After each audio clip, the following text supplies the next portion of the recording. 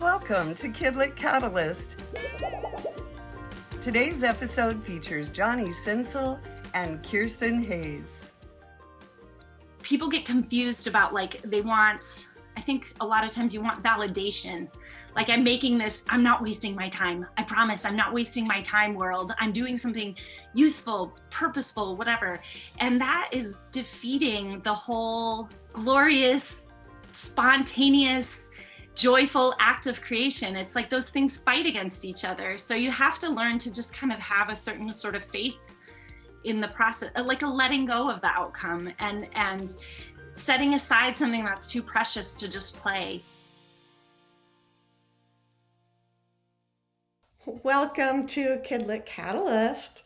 Today we're talking with two amazing, talented, and creative people, Joni Sensel and Kjerston Kayes. And Joni is the author of more than a dozen nonfiction titles for adults and 5 novels for young readers. That's a big span. She's been a freelance writer and an editor in her day job for almost 30 years now. She has an MFA in writing from Vermont College of Fine Arts, and she was a co-regional advisor for SCBWI Western Washington. I'm Hey, sure Laurie. are. Yes, along with Laurie. Yay! And I'm sure most people listening would know what that stands for, the Society of Children's Book Writers and Illustrators. Joni's been a teacher, teaching dozens of writing and revision workshops, and more recently, one's on creativity and spirituality. And I can't wait to read her next book, which is Feeling Fate, a memoir of love, intuition, and spirit. And that's coming out in April 22. She lives at the knees of Mount Rainier, right here in Washington State. So, Kjerston is the author of an amazing, fun little picture book that's become one of our favorites, The Elephant's Guide to Hide and Seek. It's illustrated by Gladys. It is Jose, okay. And it's published by Source Books, Jabberwocky. She lives in Bellingham, Washington, in a century-old house full of color books, pottery, art, music, and happy kid noises. And boy, the view from that house is quite amazing. Gotta add kittens to that now. Yeah, you're gonna have to add kitten noises too. And besides writing, she also spends time teaching art, taking adventures, and creating and selling collage art, greeting cards, and handmade journals. So there's a lot of creativity going on there. So welcome, you two. When we thought about inviting you, of course, creativity came to mind, and always a topic of discussion that we like to cover. And one thing Laurie and I were talking about recently was how our lives affect our creativity. You know, sometimes it slows things down, sometimes it helps, catapult us into new directions, and sometimes it's like we wonder how we're going to keep going with the other stuff in our lives. So anyway, it's just something that has come up over and over. And if you have any thoughts about that, just jump in, or you can ask your own questions. Well, I can say that my creativity is, I hear a lot about people who say like, oh, I'm in a funk, I can't be creative, or I'm, things have just been so hard, I can't be creative. But I actually find for myself, it's the other way around. Like, it's the creativity that frees me from any of those things. And I find that it's like, it's a practice. So if I return to it and I just let go and play, it's where I can always go. It's like a open garden of play to me. So I don't have that feeling. I usually have the opposite feeling, like, oh, I'm feeling a funk, I better make time to spend time in my studio, write something, draw something, collage something, make something, and it almost always makes things better. I actually will agree with KJ. With an addition, I think I've done a lot of thinking about this. And as you guys know, I am totally a dabbler. I really like to get into creative things, whether it's felt making at the moment or other fiber arts or glass mosaics or whatever. I really like to get into things, just dive in passionately for a while, and then some of them stick and some of them don't. But I was thinking about this, and I understand the feeling that life is being really hard and you don't feel creative. I think some of the issue might be that a lot of people seem to find creativity as en route to a product. People, I think writers often think of creativity as working on my novel or writing a poem or whatever. And for me, at least, it's way more effective to think of creativity as playing with color or sounds or textures or feelings, to break it down further. And it really is, some of the most difficult times I've had, the most nourishing things that I do are get out Play-Doh and go, oh, I like the green one. Let me make a green ball. Or get out yarns and go, I don't know what I'm going to knit, but this yellow is calling to me. So I'm going to do a few rows in yellow without it being related to any pattern or anything. And I think if people can step back far enough to kind of go, creativity actually, to me, is interacting with your senses and letting and putting together things in combinations that you might not otherwise. And if you can just break it down to the ideas of colors and sounds and textures and smells, and do something like, grab a couple bottles of essential oils and go, what does it smell like if I mix mint and lemon? Is it a good smell or a bad smell? That to me is really at the heart of creativity. And that's the part of creativity that I find, no matter how crappy I feel, that puts me in the body a little bit more, and takes me away from what might not be good feelings a little bit. Wow.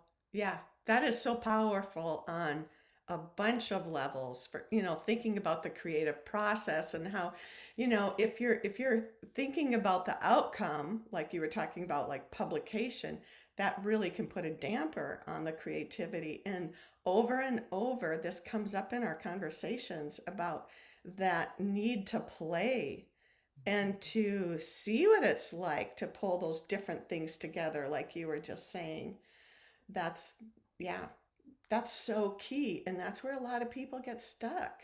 Yeah, that's why I know not everyone thinks the way I do, but if you're having a hard time, try not going back to the creative outlet that you're used to. Try something completely different, even if it is throwing together stupid ingredients in the kitchen, or taking a class of something like, I don't even know if this will be fun, but it'll be a different sensory experience, so I'll try it.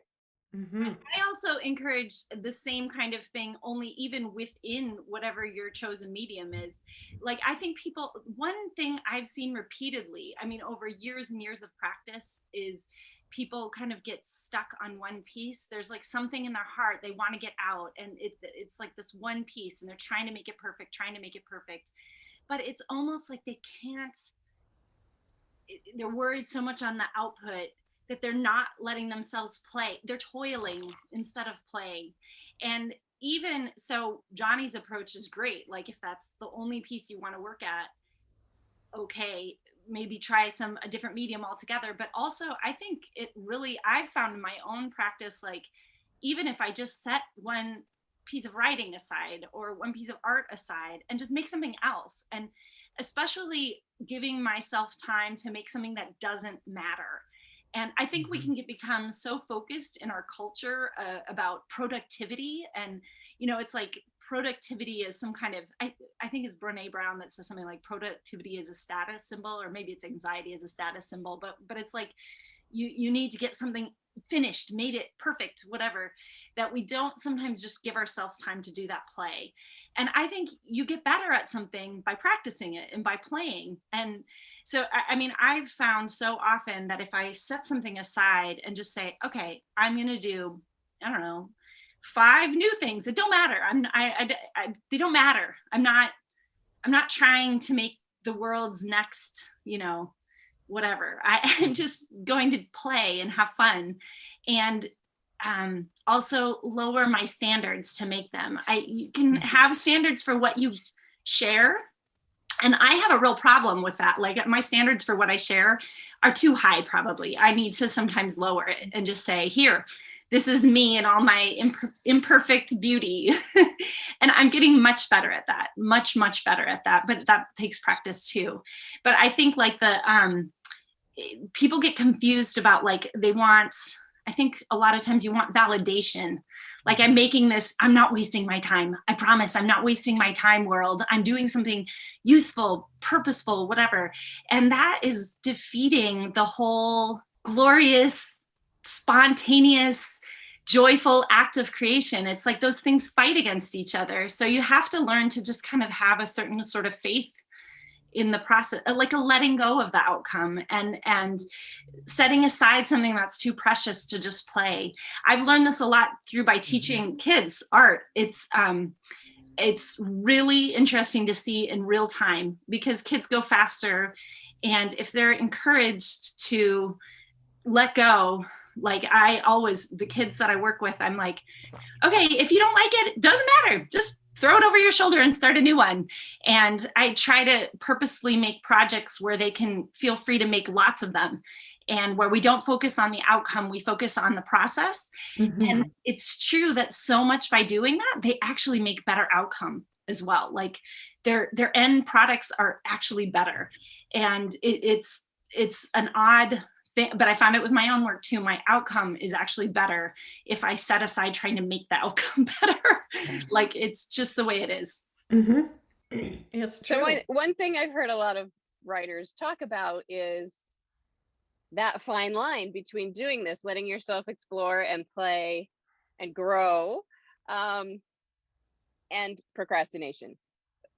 How do you balance when it's just, oh, I don't want to do the hard thing over here, I want to play with this new shiny thing? How do you guys balance that in your own creative lives, to not get pulled off onto these play things and to actually get back to the product that you want to make? I definitely have an answer for that. And that is that I try to break every little part into play. I do. So I will give myself deadlines. Deadlines are my friend. And even if I don't have external deadlines, I love deadlines, because I think when I don't have a deadline, I'm like, it's not good enough. It's not good enough. It's never good enough. When I have a deadline, I'm like, all right, I'm going to make it as best as I can in the time I have. And then I can assess after that time has passed, is this something that I'm ready to take to the next level, to share with other people, to feedback on, whatever. But so gamifying helps me a lot. And I gamify by putting a deadline on it. I gamify by often doing quantity over quality. And I do this with every part, not just like the whole thing, but, say I have illustration I want to make, and I'm stuck on it. I'm trying too hard with it. I might say, okay, I have to draw this whole thing in an hour. I'm going to see what I get in an hour. And it's terrible. It's really bad, but it's gotten me started. And so, and then I'll like take it to the next, after that hour, I'll just do it to the next one. So I try to turn, for me, it works. It's not going to work for everyone, but for me, it works to turn every part into play. So I just do better that way. And so it's like, yes, I could go work on a completely different medium, and that can completely free me up, but I give myself maybe a time limit for it. And then also like just a lot can be done. I know like we want productivity, but I treat the time limit more like you treat a timer when you're playing a game, like Pictionary. So I know that it's something that's not set in stone. It's more like a divisive play. So does that make sense? It's more like, yeah, it's a challenge. it's a challenge. It's like set aside my inner critic, set aside my perfectionist, to do as best as I can in that time period. And often doing as best as I can in that time period feels more playful than it would if I were like, today I will get this like grand thing done, and if I don't tomorrow I will. I'll just say, today I'm going to try this scrappy thing that I want to try, and we'll see where it goes. It's like taking NaNoWriMo down to the micro tiny level, right? No, absolutely, Laurie. Like it absolutely is. I mean, NaNoWriMo is something that speaks to me, even though I don't write novels. Yeah, I mean, I would add something I think goes along with the gamification is rewards. I mean, first of all, I think we know generally when we're procrastinating and when we've procrastinated a little bit to do something fun, and that's okay, and when it's getting to be too much. And as an example, I have an essay I've been kind of noodling for quite some time that I need to get done. But I kind of went, I'm sort of avoiding this because I don't know where to start or exactly what to say. So the other day I was kind of like, okay, I have this Sunday. I am driving down to the Starbucks. I am sitting in the Starbucks parking lot with my tea because they're not open yet. And I am going to work on this thing for 2 hours, like it or not. And I ended up there much longer, and the essay is not done, but I have much more on paper than I did because I was able to kind of go, okay, at this point, I'm not just letting it simmer. I am actually procrastinating. Let me change my venue and sort of force myself to work on it because I'm down there with my tea and not much else to do.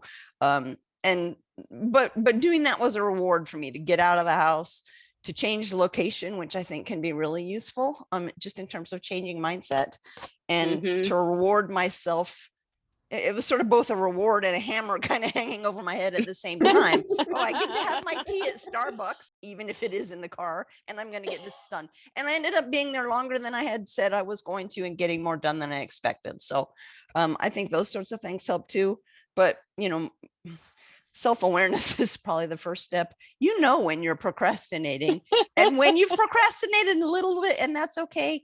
And when you're procrastinating too much and you need to get your butt in the chair. Yeah. And to do it without beating yourself up, it's like, okay, you have to speak what is it going to take for you to sit down and work on this? Figure that out.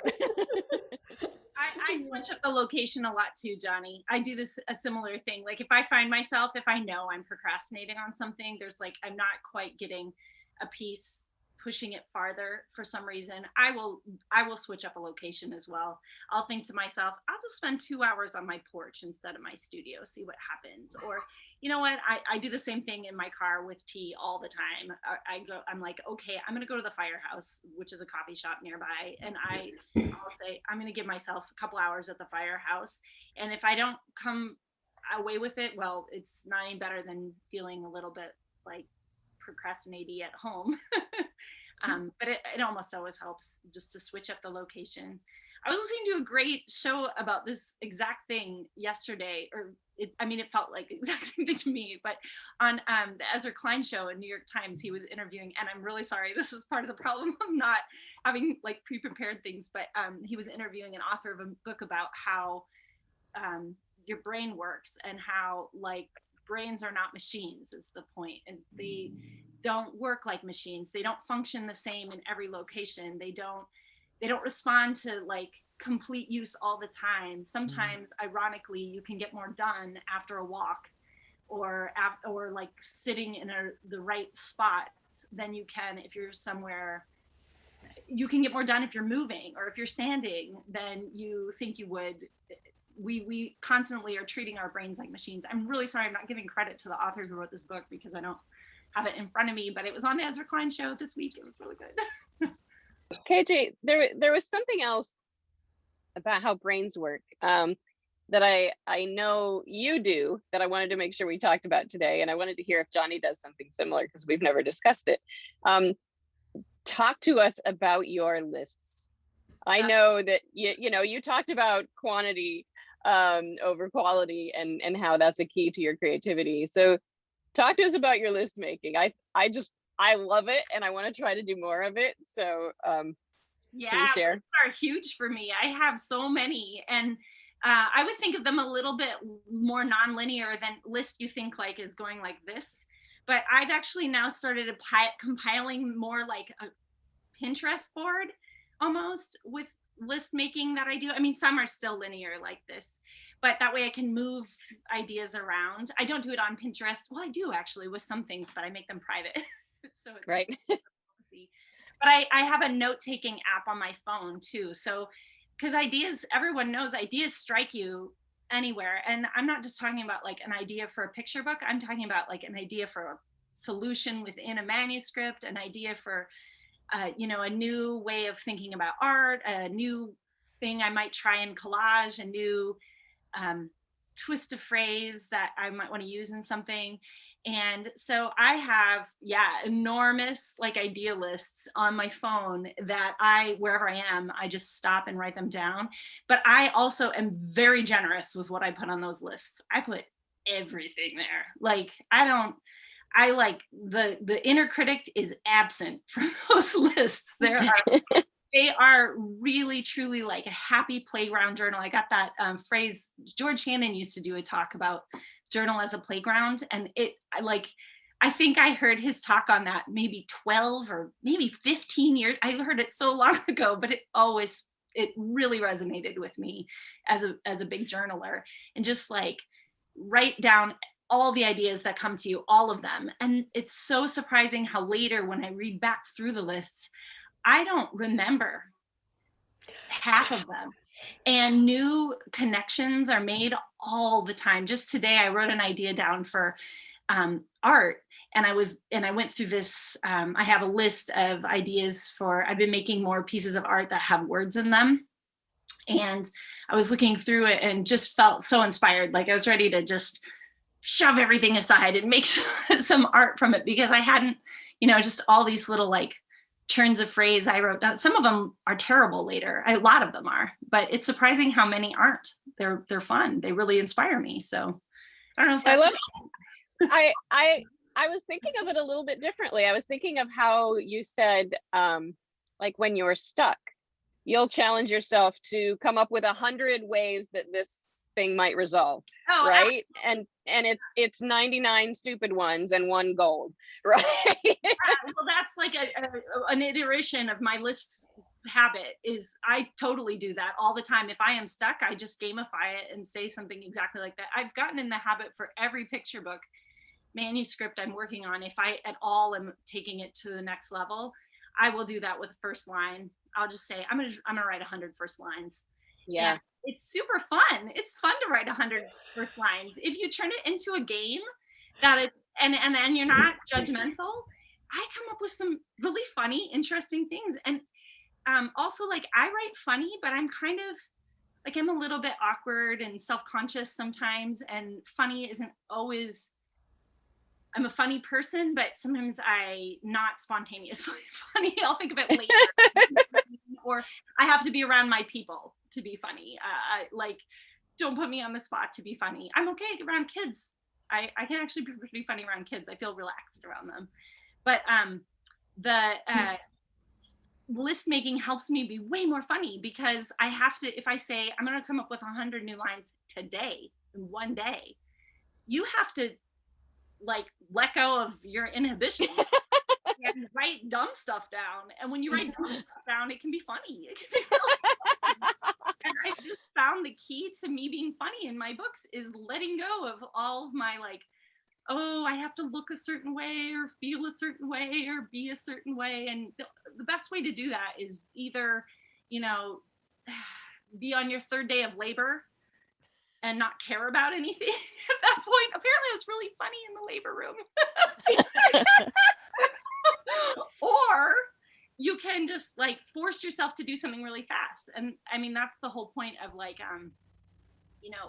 comedians, stand-up comedy, then when they're thinking, not stand-up comedy, what's the Improv. one? Improv, thank you. You have to think on your feet, and sometimes the absurd things come out, and it's funny. It's really funny that way. So yeah, I do that with first lines. I do that with, I try to think, I think it was Lainey Taylor who once gave advice, like, she brainstorms for when she, like, is this the best way this can happen? Is this the most interesting way this can happen? Is this the, most fun way this can happen? Is this the most delightful way this can happen? And I do that when I'm critiquing too. Like if I look at something and I'm like, this seems like the first thing you came up with. Like some things are surprising and interesting and fun, and you can tell maybe it wasn't the first idea. The first idea can sometimes be really predictable. And the 15th idea can be weird, and weird can be interesting. So I definitely list this help.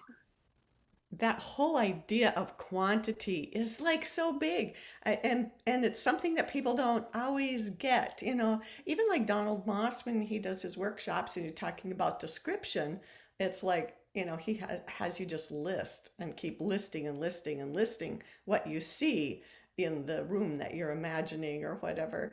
And then the phone thing really hit me too, because just last night I was having a conversation with one of the teachers that I work with, a writing teacher, and she was saying that when she does anything on her phone, like hitting the Notes app and going like you were talking about doing, it automatically turns off the inner critic. And she said sometimes she ends up writing actual stories or essays on her phone because and she equates it with texting, how you just put anything down, and how that process then helps her shut off the inner critic. So she often starts things on her phone, and then when she figures out what it is, then she transfers it to her computer. So I hadn't made that connection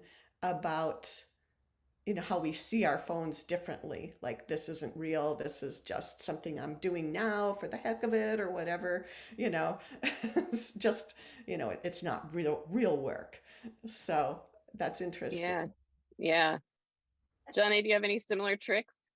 I would say it sounds to me like I do quite a bit of what KJ does, but I wouldn't even glorify it with the word lists. Notes would probably be more appropriate. I'm not a big journaler actually, although I have many of them. And so the notes happen to go in whichever journal is at hand. And I always kind of go, okay, this journal is just going to be for this project. And then there's a day where that's what's at hand. Well, I need something to jot on while I'm doing my day job. I mean, so they're completely mixed up, and I can never find, it's like I can remember taking this note and I want to remember exactly what I wrote down. I can't find which journal it's in, but Post-it notes, I definitely use the notes function on my phone, and also the audio recorder, because I often have ideas for lines of things, or for first lines, or for topics, or whatever when I'm out walking. So I have notes scattered everywhere that I can't always find again. But I still think that the biggest value of them is in writing it down the first time. Normally, if it's any good, the act of writing it down or recording it on my phone is enough for it to stick in my head, enough for me to go back to it. And usually when I stumble upon notes that I made for something that I forgot about, it's because it wasn't worth remembering anyway. I have a lot of those. Yeah, and sometimes I'll look at something and like, did I write that, or was that like I was taking a class and wrote that down, or at a conference? It's like, are those my words? Whose handwriting is this? Yeah. Yeah. Who got my notebook and wrote in this? I don't remember this at all. Yeah. Yeah. I found it's like a problem solving solution is another way you think about it. Creativity is often problem solving plus play. Mm-hmm. So I read this book that I read for my kids, How to Talk So Kids Will Listen and Listen So Kids Will Talk. It's like classic parenting book, but there's an approach in there for brainstorming ideas for problem solving with your kids when you have a real problem between you two, and you both list ideas for solutions, and you're allowed to write whatever you want. And I've done this a lot with my own kids, and whenever I would do this with my son, Oscar, he is really funny and really creative. And he would always come up with the most ridiculous solutions for things. They were just so funny. And we would get to laughing, and it was always so great over, I mean, still is, over problems that are really bothering both of us. To be laughing over them was so great. And I think, like, as we're having this conversation, I'm thinking like this habit I have for problem solving in my writing maybe came from that, actually, just because I just, there's so many times I can think of where we found a solution that worked for us that came from some absurd, just, I mean, really, truly absurd idea. Like Oscar did put his to-do list on a rubber chicken when he was younger in the morning, because I didn't want to be his to-do list anymore, you know, nagging him, you have to get your backpack, you have to get your, all this stuff. Said, no, you need a to-do list, you need a check mark, and he didn't want one. And finally he decided if he had the list on the rubber chicken, and when he finished each thing on the list, he could squeak the rubber chicken. And it was so funny, because this like squawking rubber chicken was his way of letting me know he was doing his list. And then he could make the funny thing, you know, he could squawk a rubber chicken, which is like a dream come true for him at that age.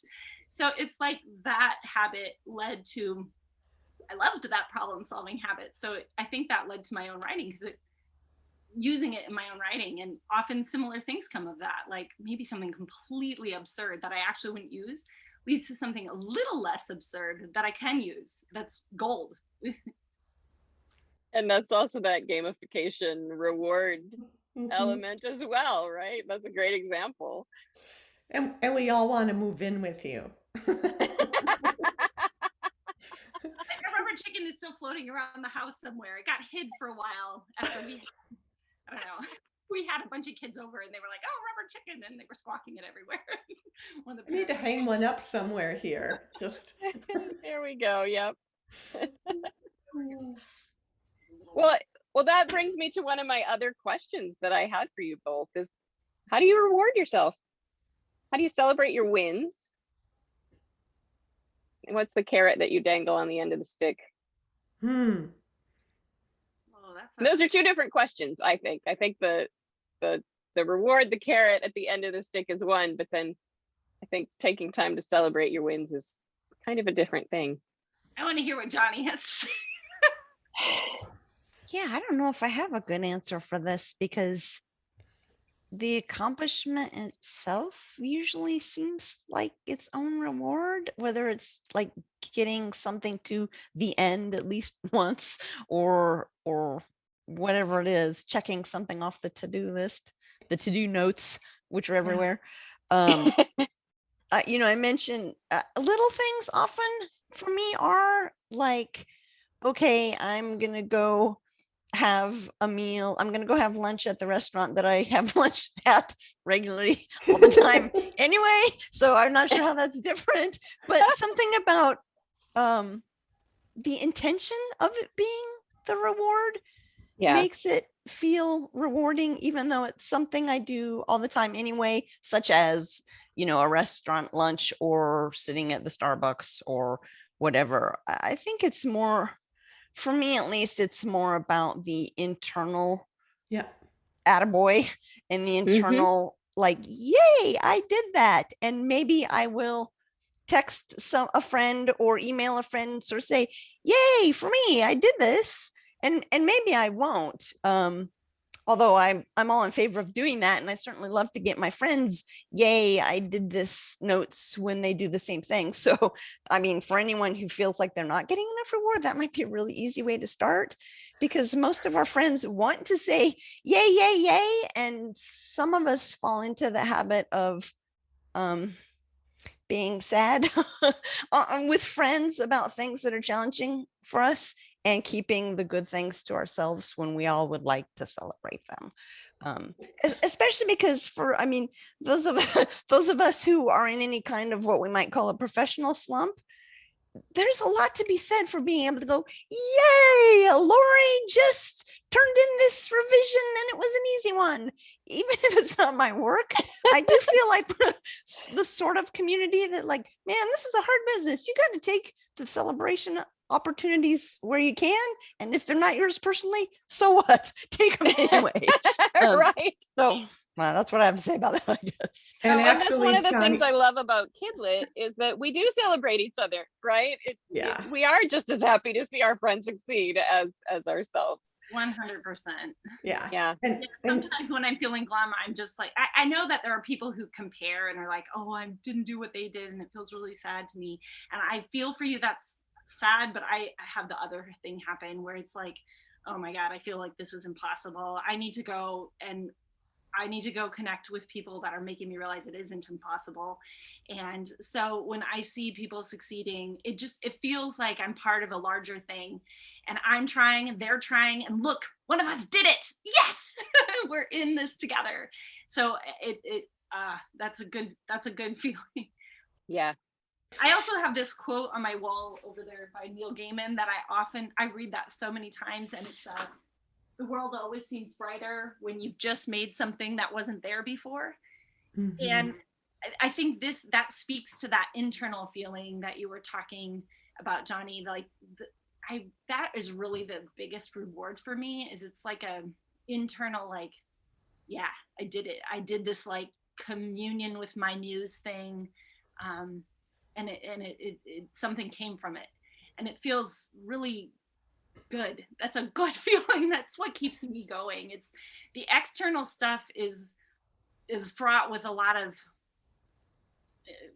juggling act of feelings and sharing and vulnerabilities and figuring out that, but the making it, when I've finished making something or even made something slightly better, or that is just such a good feeling. Like, it, to me, that is that's the reward. It's feels so satisfying to just like set it there in front of me and be like, I made that. There was nothing before and now it's there. Mhm. Yeah, and that Yeah. intrinsic reward actually is, I mean, that's the research really supports that. Um, and what Johnny said initially is totally like exactly what you should do. That yay, I did it. Because if you celebrate like immediately when you finish it, even if it's just an internal thing like that, or you do the yay, that increases motivation. So that's what keeps people going a lot of the time. And even like with working with kids, it's like, giving external things after the fact kind of convinces them that maybe this isn't so worthwhile. Maybe, I have to be bribed to do it, kind of, I'm getting this prize because, or this reward because it's not good enough just the way it is. I mean, it's like it becomes internalized. So, yeah, being really aware and letting yourself feel that sense of accomplishment right then is really the best reward. Also, at the end of every year, I do kind of an inventory of my year, and I look over those kind of small accomplishments that maybe the rest of the world doesn't know about. I really take stock of those, and that is the most satisfying place. That's like that spot and that reward I give myself of making that list of, I struggle with the idea of like, I want to be really productive and I want to let go of always feeling like I have to produce. And that's something that I fight with. But at the end of the year, when I look at all I list things I made, I list also really, really important. I list obstacles I overcame. And I got it from this idea from a blogger years ago, this looking and taking conscious note of obstacles you overcame with grace and courage. And those two words really stand out to me because we always have things that pop up that weren't on our to-do list, or challenges in our work, or challenges with our own personal lives, whatever. And that is like getting through that, the creative problem solving you do, the muddling through, when you make those lists, I find that list extremely rewarding, like looking through the whole thing over. I've been doing it this year, trying month by month to do it a little more. And it does help. Like when you think I didn't get anything done this month, or I didn't make anything this month, but then you look back and you're like, oh, what am I talking about? Oh my gosh, look what I did this month. This is crazy. Maybe don't have like a tangible thing to show for it, but I was really creative with how I dealt with this, and I'm proud of it, and it's good. And it doesn't matter that anyone else sees it, because this is my life, and I'm the one who has to live it. So Exactly. Yeah. Yeah. It's, Yeah. you know, Grace yeah. and courage. I love that. Mhm. This business takes a lot of grace and courage at times It does. Yeah. And to being like, a lot of fun and play. yeah. Well, this has been amazing. As we Yeah, knew it would be.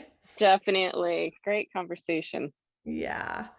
Thank you both for being here. Do you have if, any like last minute lines you want to share? Something that keeps you going? One last thought on creativity? Anything else you want to add before we say goodbye? I don't know, if I were going to say one thing that always helps me is think about the difference between toiling and playing. And if you're approaching your work with toil, if you feel like it's really a slog and toiling, try changing your mindset to play. Try letting go of wanting the perfection. Try, honestly, anything you can do to make it playful. Gamifying, breaking up where you're staying, lowering your standards for a while. Lower those standards. You don't want to hear that from a teacher. You want high standards, but sometimes our standards are too high to get anything done. You got to lower your standards in the process, and they'll build it. You build it. So I don't know. I think of that all the time. If I'm approaching something and I'm toiling, I try to switch the gears to play, and it almost helps with creativity. I would agree. Go play is a really good thing to send folks off with, and some perspective. Do you care if your gravestone says, well, she did get that draft done? Or are you more interested in having something on your gravestone that it's more like, man, she lived hard, she played a lot, she was super creative, she tried all these things. And yeah, maybe it does say, and she published these books or these poems, or, had these external accomplishments, but the process of life is kind of what matters. And make it as fun as you can. Love it. Yeah. You guys are such inspirations. Yeah. I'm gonna go play. Good. Yeah, definitely. Definitely. Thanks for being here with us, both Thank of you you. guys. It was fun to Thank you talk. so much. All right. Bye. Yeah, bye.